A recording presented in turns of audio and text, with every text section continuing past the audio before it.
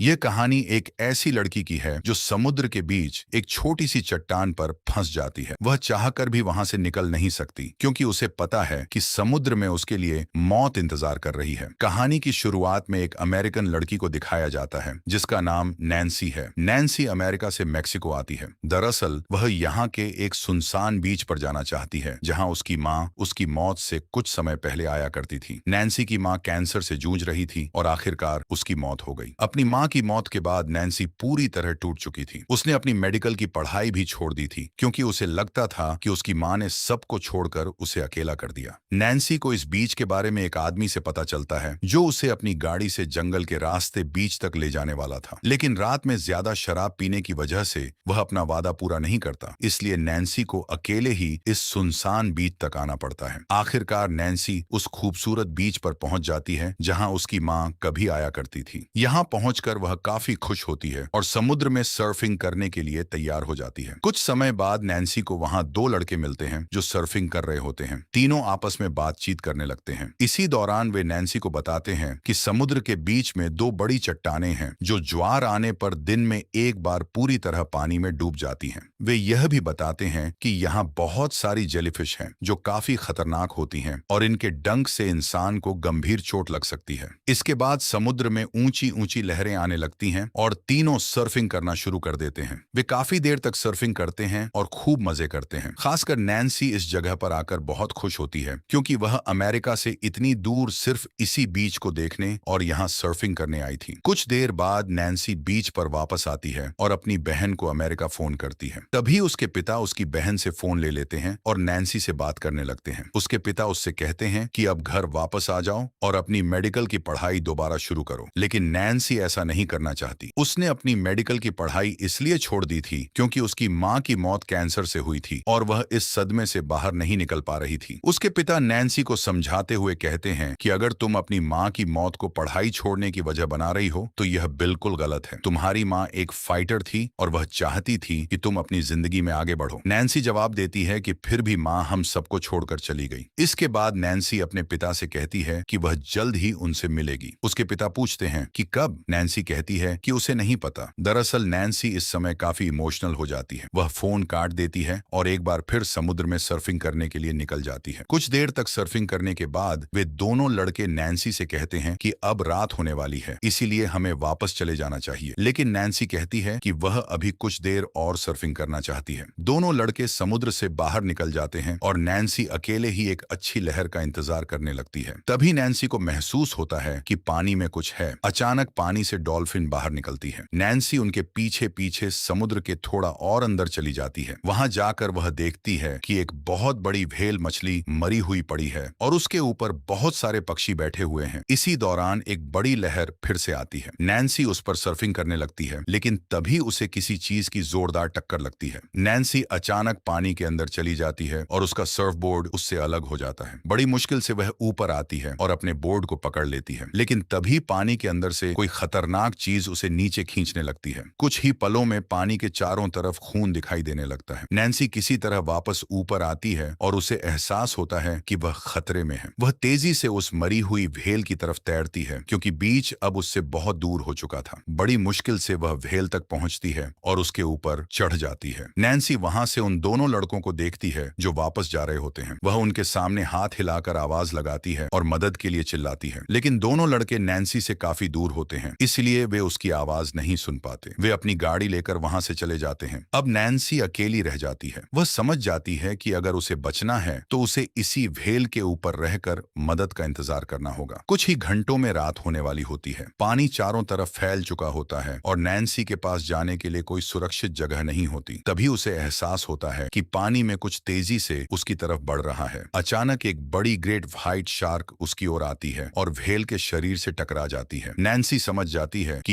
यही शार्क उस पर हमला करने वाली है। शार्क नैन्सी की तरफ तैरना शुरू कर देती है। नैन्सी जान बचाने के लिए तेजी से उस छोटी सी चट्टान की तरफ तैरती है, लेकिन शार्क लगातार उसका पीछा करती रहती है। आखिरकार नैन्सी किसी तरह चट्टान के ऊपर चढ़ जाती है और शार्क उससे कुछ ही दूरी पर रह जाती है। इसी दौरान नैन्सी देखती है कि एक पक्षी भी घायल पड़ा हुआ है। वह भी व्हेल के ऊपर था और शार्क के हमले में घायल हो गया था। उसके एक पैर में चोट लगी हुई थी, इसलिए वह उड़ नहीं पा रहा था। अब नैन्सी और वह घायल पक्षी दोनों उसी छोटी सी चट्टान पर फंस जाते हैं। लेकिन शार्क के हमले में नैन्सी के पैर का मांस बुरी तरह फट चुका होता है और काफी खून बह रहा होता है। दर्द के बावजूद नैन्सी हार नहीं मानती और अपनी ईयररिंग्स का इस्तेमाल करके घाव को बंद करने की कोशिश करती है। इसके बाद वह अपनी जैकेट निकालकर उसे भी पैर के चारों तरफ कसकर बांध लेती है। धीरे धीरे उसके पैर से खून बहना कम हो जाता है। तभी नैन्सी देखती है कि उसका सर्फिंग बोर्ड पानी में थोड़ी दूर चला गया है। उसे अपना बोर्ड वापस चाहिए होता है। वह चारों तरफ देखकर यह सुनिश्चित करती है कि व्हाइट शार्क कहीं दिखाई नहीं दे रही है। इसके बाद वह धीरे धीरे पानी में उतरती है और बोर्ड की तरफ बढ़ने लगती है। लेकिन तभी वह सामने देखती है कि व्हाइट शार्क उसी की तरफ आ रही है। नैन्सी घबराकर तुरंत वापस चट्टान की तरफ तैरती है और किसी तरह दोबारा उस पर चढ़ जाती है। इस दौरान उसके घायल पैर में बहुत ज्यादा दर्द होता है। अब सुबह हो जाती है। तभी नैन्सी देखती है कि बीच पर एक शराबी आदमी लेटा हुआ है। नैन्सी उसे जोर जोर से आवाज लगाने लगती है। वह आदमी नैन्सी से ज्यादा दूर नहीं होता, इसलिए उसकी आवाज सुन लेता है। नैन्सी इशारे से उसे बताती है कि वहां उसका बैग पड़ा है जिसमें उसका फोन है। वह आदमी नैन्सी का बैग उठा लेता है, लेकिन मदद करने के बजाय वह उसका फोन और पैसे अपनी जेब में रख लेता है और वहां से जाने लगता है। यानी वह नैन्सी का सामान चुरा रहा होता है। तभी उसकी नजर पानी में पड़े नैन्सी के सर्फिंग बोर्ड पर पड़ती है। वह सोचता है कि इसे भी चुराकर यहाँ से ले जाएगा। वह पानी में उतरकर धीरे धीरे बोर्ड तक पहुंच जाता है। लेकिन जैसे ही वह बोर्ड लेकर वापस आने लगता है, व्हाइट शार्क उस पर हमला कर देती है और उसे मार देती है। अब नैन्सी के पास सिर्फ कुछ घंटे बचे होते हैं। लगभग 1 घंटे बाद हाई टाइड आने वाला होता है, जिससे समुद्र का पानी तेजी से बढ़ जाएगा। जिस चट्टान के ऊपर नैन्सी ने शरण ले रखी है वह पूरी तरह पानी में डूब जाएगी। अगर ऐसा हुआ तो नैन्सी के पास बचने का कोई रास्ता नहीं होगा। लेकिन तभी नैन्सी की किस्मत थोड़ी अच्छी होती है। कुछ देर बाद उसे वहीं 2 सर्फर दिखाई देते हैं जिनसे वह 1 दिन पहले मिली थी। दोनों पानी में उसी की तरफ आ रहे होते हैं। नैन्सी उन्हें देखकर जोर जोर से चिल्लाने लगती है और मदद के लिए आवाज लगाती है। वह उन्हें बताती है कि पानी में एक शार्क है। वे नैन्सी को चिंता न करने के लिए कहते हैं और उसकी मदद करने के लिए आगे बढ़ते हैं। लेकिन तभी शार्क उन दोनों में से एक पर हमला कर देती है और उसे पानी के नीचे खींच ले जाती है। यह देखकर दूसरा लड़का नैन्सी की तरफ तेजी से बढ़ने लगता है, क्योंकि वह किसी भी कीमत पर उसे बचाना चाहता है। आखिरकार वह नैन्सी के पास पहुंच जाता है और नैन्सी उसका हाथ पकड़ लेती है। वह लड़का नैन्सी को ऊपर खींचने की कोशिश कर ही रहा होता है कि तभी शार्क उसे भी पानी के नीचे खींच लेती है। इस तरह नैन्सी की आखिरी उम्मीद भी पूरी तरह खत्म हो जाती है। अब उसके पास सिर्फ आधा घंटा बचा होता है। अगर अगले आधे घंटे में वह वहां से नहीं निकली तो हाई टाइड आ जाएगा और पूरी चट्टान पानी के अंदर डूब जाएगी। इसी दौरान शार्क फिर से नैन्सी के चारों तरफ चक्कर लगाने लगती है। नैन्सी समझ जाती है कि अगर वह पानी में उतरी तो शार्क तुरंत उस पर हमला कर देगी। तभी नैन्सी की नजर एक कैमरे पर पड़ती है जो पानी में उसकी चट्टान के पास फंसा हुआ होता है। नैन्सी किसी भी कीमत पर उस कैमरे को हासिल करना चाहती है, क्योंकि उसमें शायद उसकी मदद करने के लिए कोई जरूरी जानकारी या रिकॉर्डिंग हो सकती है। वह धीरे धीरे पानी में उतरती है और कैमरे की तरफ बढ़ने लगती है। लेकिन जैसे ही वह कैमरे तक पहुंचती है उसे पकड़ नहीं पाती। इसी दौरान शार्क तेजी से उसकी तरफ बढ़ने लगती है। नैन्सी तुरंत वापस चट्टान की तरफ जाने की कोशिश करती है। चट्टान के ऊपर थोड़ा सा पानी जमा हो चुका होता है, जिसकी वजह से नैन्सी का पैर फिसल जाता है और वह नीचे गिरने लगती है। शार्क उसी समय उस पर हमला करने के लिए आगे बढ़ती है, लेकिन नैन्सी के पास एक छोटी सी झाड़ी होती है जिसके पीछे वह छिप जाती है। शार्क उसे देख नहीं पाती और आगे निकल जाती है। इस मौके का फायदा उठाकर नैन्सी वापस उसी चट्टान पर पहुंच जाती है जहां वह पहले फंसी हुई थी। अब नैन्सी कैमरे में एक मैसेज रिकॉर्ड करना शुरू करती है। वह बताती है कि यहाँ एक व्हेल मछली मरी हुई पड़ी है और शायद शार्क उसी को खाने के लिए यहाँ आई है। नैन्सी को लगता है कि शायद वह गलती से शार्क और उसके खाने के बीच आ गई है, इसलिए शार्क लगातार उस पर हमला कर रही है। लेकिन तभी नैन्सी को एहसास होता है शार्क इससे पहले भी कई लोगों पर हमला कर चुकी है। इसके बाद नैन्सी अपने पिता और अपनी बहन के लिए भी एक आखिरी मैसेज रिकॉर्ड करती है। वह कहती है, मैंने कभी नहीं सोचा था कि मैं तुम दोनों को इतना मिस करूंगी। आप लोग मेरी चिंता मत करना, मैं यहाँ पर अकेली नहीं हूँ। यहाँ पर मेरा एक साथी मेरे साथ है। और वह उन्हें उस पक्षी को दिखाती है जो चट्टान पर उसके साथ फंसा है। इसके बाद अपने डैड से कहती है कि डैड, मैं उस पॉइंट तक पहुंचने की कोशिश करूंगी और चाहे कुछ भी हो जाए मैं लड़ना नहीं छोड़ूंगी, जैसा मॉम ने मुझे सिखाया था। और अब वह इस कैमरे को हेलमेट के साथ पानी में बहा देती है ताकि यह किनारे तक पहुंच जाए और यह चीज उसके परिवार तक पहुंच जाए। यहाँ पर जो पक्षी होता है, नैन्सी ने उसके पंख को ठीक कर दिया है। उसका एक पैर ठीक हो गया था, लेकिन अभी भी वह उड़ नहीं सकता, इसीलिए वह सिर्फ एक टुकड़े पर उसे रखकर पानी में बहा देती है ताकि वह किनारे तक पहुंच जाए। कुछ मिनट्स के बाद पत्थर पूरी तरह से पानी में डूब जाता है और नैन्सी को किनारे तक पहुंचना होता है, लेकिन वह यहाँ से 1 मिनट की दूरी पर है। उसके पास सिर्फ कुछ ही समय है और इसके अंदर शार्क नैन्सी तक पहुंच जाएगी, लेकिन उसके पास दूसरा कोई चारा नहीं था। वह पानी में उतरने की तैयारी कर रही थी कि उसके चारों तरफ पानी डूब चुका है और वहां पर बहुत तेज लहरें आ रही थीं। शार्क पानी में थी और उसे मारने आ रही थी, जिससे उसे बहुत तकलीफ हुई थी, और अगर वह आसपास रहेगी तो शार्क वहां पर नहीं आएगी। नैन्सी पानी में उतरती है और शार्क भी उसकी तरफ बढ़ना शुरू कर देती है। ठीक 3 सेकंड के बाद शार्क उस तक पहुंच जाती है, लेकिन तब तक नैन्सी अपने आप को पानी के नीचे चट्टानों के बीच में फंसा लेती है ताकि शार्क उस तक ना पहुंच पाए, और ऐसा होता भी है। जब शार्क लगभग उस तक पहुंच गई होती है तो जेलीफिश के डंक से वह पीछे हट जाती है और नैन्सी नीचे धीरे धीरे तैरते हुए उस चीज तक पहुंचती है जो नीचे बहुत ही शार्प रॉड से बंधी हुई होती है। अब नैन्सी ऊपर की तरफ तैरना शुरू कर देती है और शार्क एक बार फिर से उसके पीछे जाती है। नैन्सी लोहे की सीढ़ियों तक पहुंच जाती है और जब वह जल्दी जल्दी ऊपर चढ़ने की कोशिश करती है तो एक रॉड टूट जाती है, जिससे नैन्सी सीधा शार्क के ऊपर गिरती है और वह रॉड से घायल हो जाती है। नैन्सी जल्दी से वापस ऊपर चढ़ जाती है। इस बात से शार्क पूरी तरह से बौखला जाती है और वह नैन्सी पर हमला कर देती है, लेकिन नैन्सी अब ऊपर है और नैन्सी की किस्मत एक बार फिर उसका साथ देती है। उसे दूर एक कार दिखाई देती है। नैन्सी फ्लेयर से उन्हें इशारा करने की भी कोशिश करती है। वो प्लेन आसमान में उड़ता है, लेकिन तब तक कार घूम चुकी होती है और वह उसकी फ्लेयर गन को नहीं देख पाते, और यहाँ शार्क नैन्सी को गिराने की कोशिश कर रही होती है जिसके ऊपर नैन्सी है। तभी नैन्सी देखती है कि व्हेल मछली के आसपास बहुत सारा ऑयल है। दरअसल शार्क के अंदर से ऑयल निकलता है और जब शार्क उसके ऊपर से होती हुई नैन्सी की तरफ बढ़ रही होती है तो नैन्सी उस ऑयल पर फ्लेयर फेंक देती है, जिससे उसके बॉडी में